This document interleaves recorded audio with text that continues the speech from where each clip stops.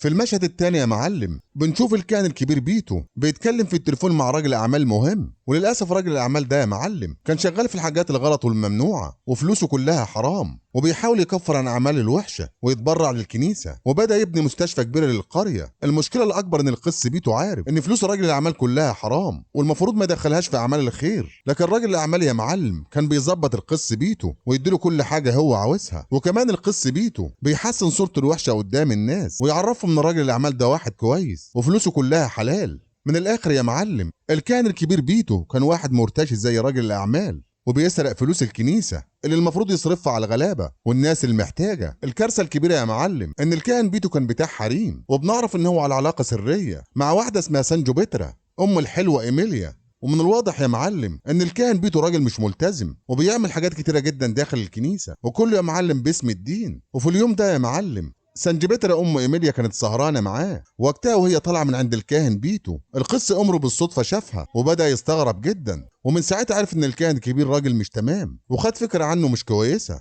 لكن مرضيش يتكلم ولا يعرف اي حد باللي شافه لانه مش عاوز يعمل اي مشاكل.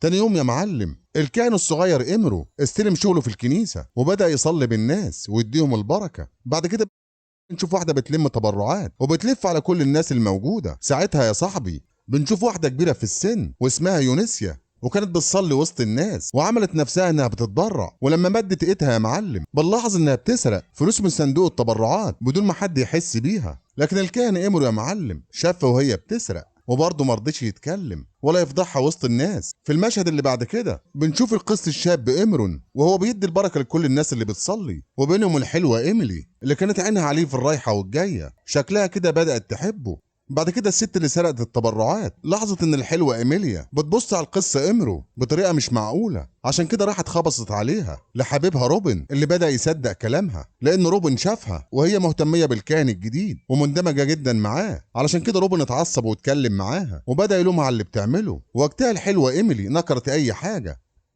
في المشهد اللي بعد كده يا معلم الكاهن الكبير بيتو عزم القس الصغير امرو وراحوا مطعم هما الاتنين، والمطعم ده يا معلم كان بتاع حبيبته اللي بيقابلها في السر سانجبترا، وفعلا دخلوا هما الاتنين عشان يتغدوا. وقتها القس امرو يا معلم لما شاف سانجبترا عرف ان هي اللي كانت موجوده مع الكاهن، لكن مرضيش يتكلم. بعد كده سانجبترا راحت عند الكاهن الشاب ورحبت بيه جدا وسالته عن سنه والمدينه اللي جاي منها، وقتها حست ان هو قس محترم جدا وكمان خجول. وكمان بنتها ايميلي لما شافت الكاهن الصغير كانت سعيده جدا وفرحانه لانه موجود في المطعم بتاعهم، وكانت بتبص عليه من تحت لتحت وعاوزه تقرب ليه وتقول له على كل حاجه في قلبها.